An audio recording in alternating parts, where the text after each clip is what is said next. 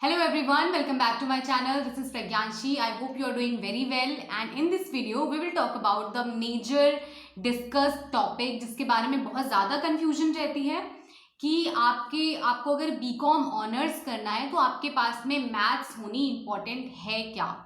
तो सबसे पहले बता देते हैं कि ये स्पेसिफिक वीडियो में डीयू को इन पर्सपेक्टिव रखकर बना रही हूँ, ठीक है। डीयू को कंसिडर कर रहे हैं हम क्योंकि हम मेजरली बहुत सारे बच्चे डीयू में एडमिशन लेना चाहते हैं और डीयू की पॉलिसी जो थी पहले कुछ अलग थी, अब डीयू की पॉलिसी कुछ अलग है। आई मीन एलिजिबिलिटी क्राइटेरिया अगर आप बीकॉम ऑनर्स में एडमिशन लेना चाहते हैं। तो हुआ ये था कि लास्ट ईयर जब CUET examination first time introduce किया गया तो बहुत सारे बच्चों ने बताया कि अगर मैथ्स नहीं भी है तो भी आपका बीकॉम ऑनर्स में एडमिशन हो जाएगा, ठीक है, और हुए भी हैं। तो क्या रियलिटी है उस बारे में हम बात करेंगे इस वीडियो में। इससे पहले जो एक इंटरव्यू की वीडियो थी उसमें जो हमारी गेस्ट थी श्रेया शुक्ला जो कि एसआरसीसी कॉलेज से थी, ठीक है, तो उन्होंने भी ये चीज़ उनके पास भी मैथ्स नहीं थी और फिर भी उनको बीकॉम ऑनर्स करने का मौका मिला, ठीक है।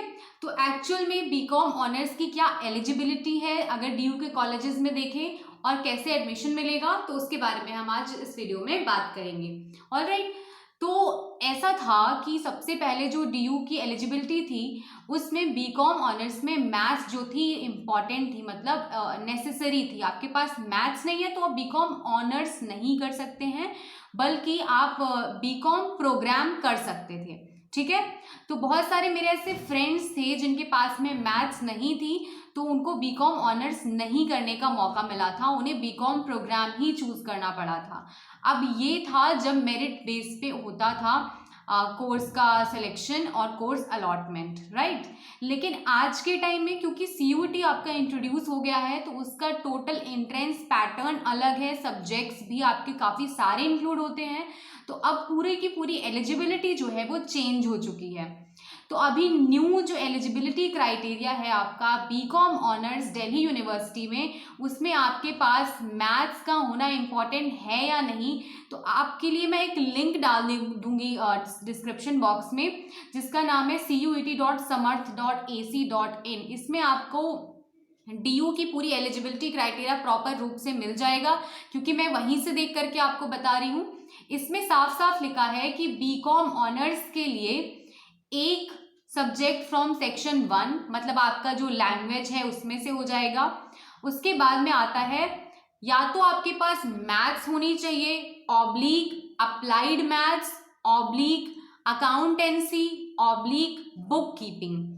इन चार में से आपके पास एक सब्जेक्ट 12th में होना चाहिए और वहीं आपने डोमेन सब्जेक्ट भी चूज कर रखा हो।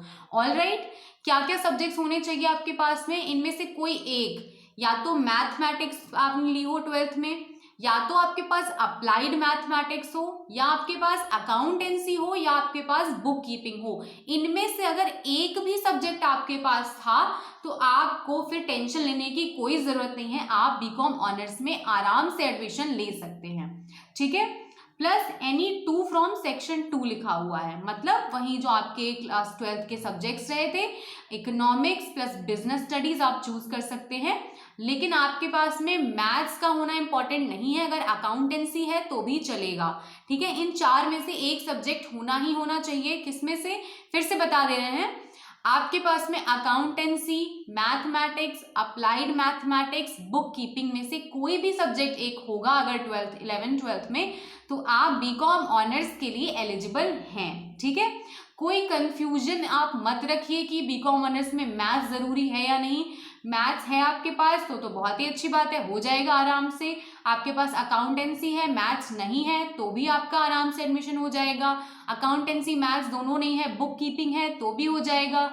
अकाउंटेंसी मैथ्स बुक कीपिंग तीनों नहीं है, अप्लाइड मैथमेटिक्स है तो भी आपका हो जाएगा, ठीक है। तो बीकॉम ऑनर्स का आपको एलिजिबिलिटी क्राइटेरिया मैंने क्लियर कर दिया है। अब आते हैं बीकॉम प्रोग्राम।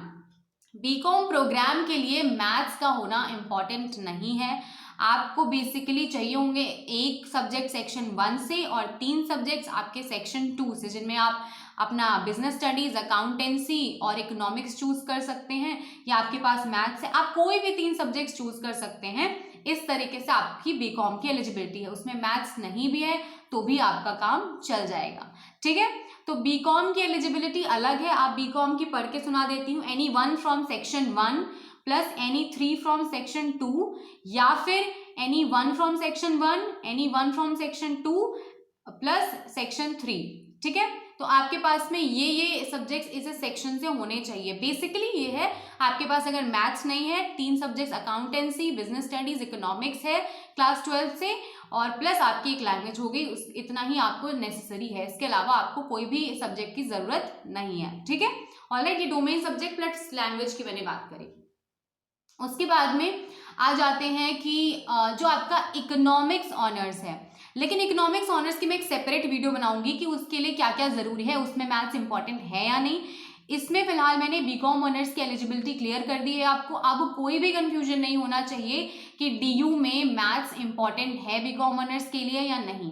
ठीक है, मैथ्स का पूरा सीन आपको मैंने बता दिया। अब ये एप्लीकेबल, मैंने ये पूरा जो स्कीम है, पॉलिसी है, ये डीयू की है, और यूनिवर्सिटीज जो हैं आपकी डिफरेंट उनकी एलिजिबिलिटी दूसरी हो सकती है, उसका मुझे इतना आइडिया नहीं है, ना ही ये वीडियो मैं उसके लिए बना रही हूँ। ये केवल और केवल आपकी डीयू की एलिजिबिलिटी क्राइटेरिया के अकॉर्डिंग मैंने आपको बताया।